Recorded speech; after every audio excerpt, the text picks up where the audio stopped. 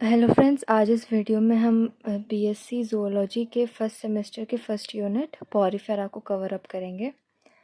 तो पॉरीफेरा के अंदर बेसिकली स्पॉन्जेस आते हैं जो कि बहुत प्रिमिटिव, पुराने और मल्टी सेलुलर एनिमल्स होते हैं। मल्टी सेलुलर मीन्स बहुत सारे सेल्स से बने होते हैं। और ये जो होते हैं इनके पास या ट्रू टिश्यूज़ भी नहीं होता और ऑर्गन्स भी नहीं होते, प्रेजेंट नहीं होते। और ये जो है considerable degree of independence show करते हैं, बहुत ही इंडिपेंडेंट रहते हैं और basically they are sessile, sponges are sessile. तो अब हम पॉरीफेरा के बारे में पढ़ेंगे। पॉरीफेरा की हिस्ट्री जान लेते हैं। इस फाइलम के सारे मेंबर्स हमेशा सेसाइल होते हैं, मतलब ये मूव नहीं करते, मोटाइल होते हैं और ये एग्जिबिट करते हैं थोड़ी सी डिटेक्टेबल मूवमेंट, मतलब थोड़ी सी मूवमेंट एग्जिबिट करते हैं, but they are basically sessile. तो इस फाइलम के कैरेक्टरिस्टिक जो है वो प्लांट से मिलते जुलते हैं, इसीलिए स्पॉन्जेस को प्लांट्स की तरह कंसिडर किया गया। पॉरीफेरा को प्लांट्स की तरह तब तक कंसिडर नहीं किया गया जब तक इनमें internal water canal system first observe किया गया, तभी उसे प्लांट्स की तरह कंसिडर किया। उसके पहले उसे प्लांट्स की तरह कंसिडर नहीं करते थे अंटिल 1765।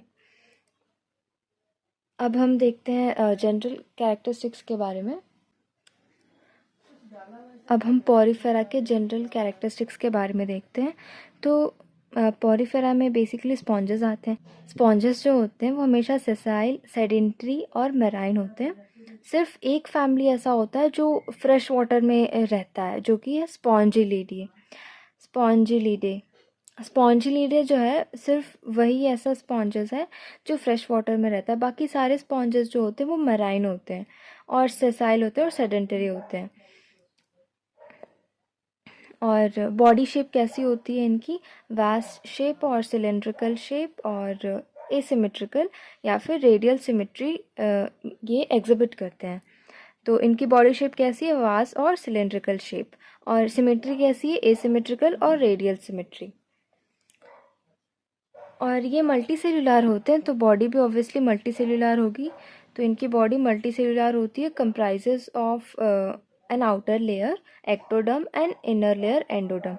तो इनकी बॉडी मल्टी सेलुलर होती है और ये इनकी बॉडी दो लेयर से कवर अप होती है। एक आउटर लेयर जो कि एक्टोडर्म होता है और जो एक इनर लेयर होता है वो एंडोडर्म होता है।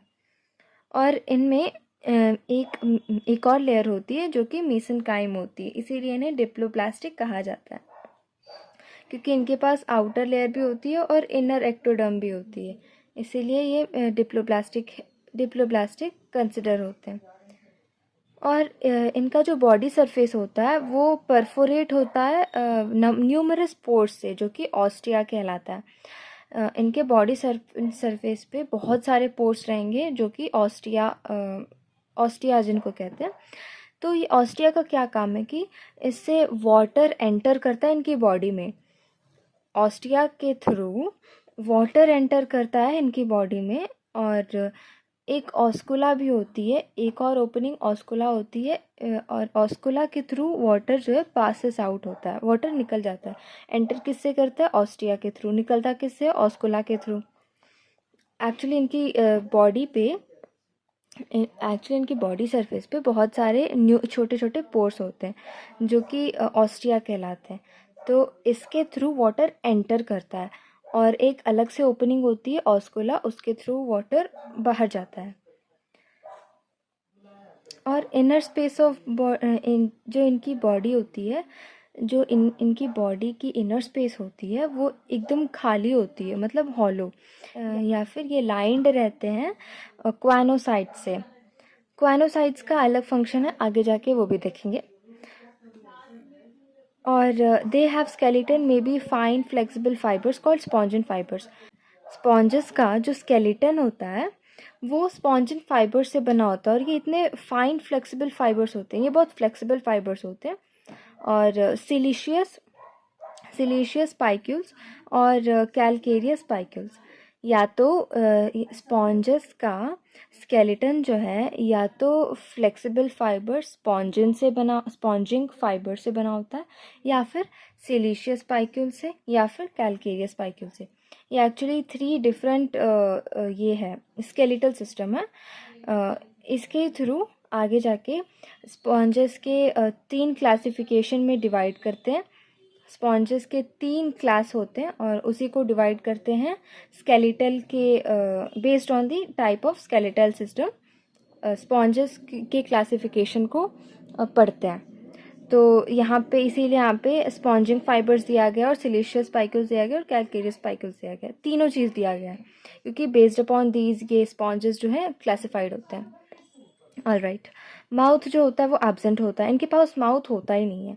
तो ये they feed on organic matter and minute organisms ingested by choanocytes from current of water passing through the bodies. तो क्वानोसाइट्स यहाँ पे हम पढ़े थे।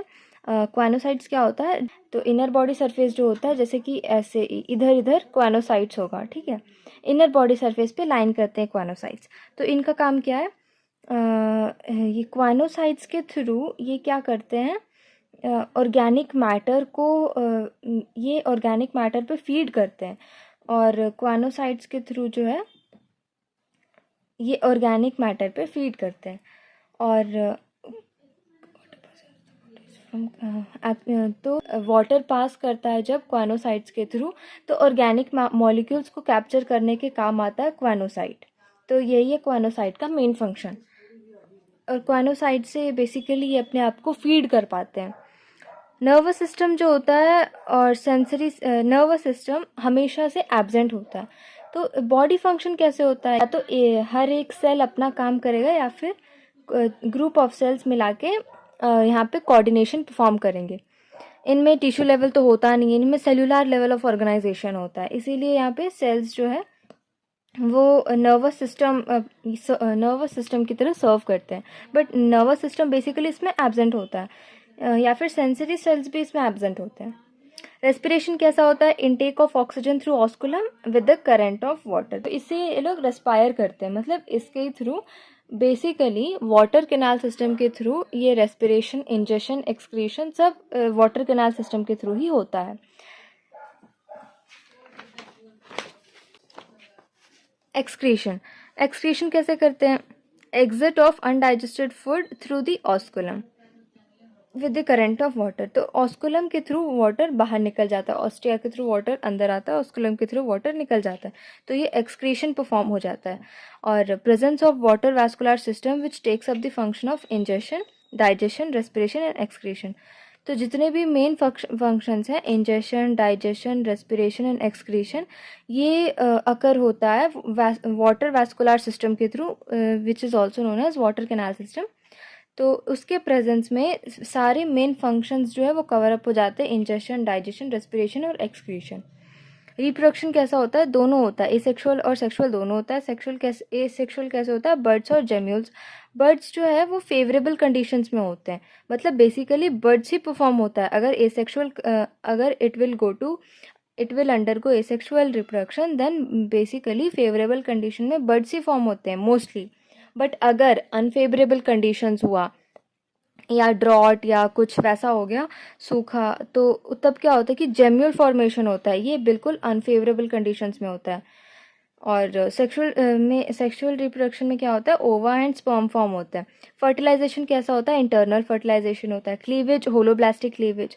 Development indirect, the fertilised egg develop into, indirect मतलब जब डेवलपमेंट इनडायरेक्ट हो तो लार्वा का फॉर्मेशन होता है, और जब डेवलपमेंट डायरेक्ट हो तो बेबी फॉर्म होता है।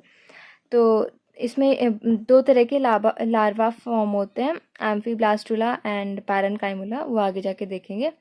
बट डेवलपमेंट इसमें कैसा होता है, हमेशा इनडायरेक्ट होता है क्योंकि इसमें लार्वा फॉर्मेशन होता है। The fertilised egg develops into free swimming ciliated larva. After swimming for few hours, it attaches to the substratum and develops to a small sponge. Thank you.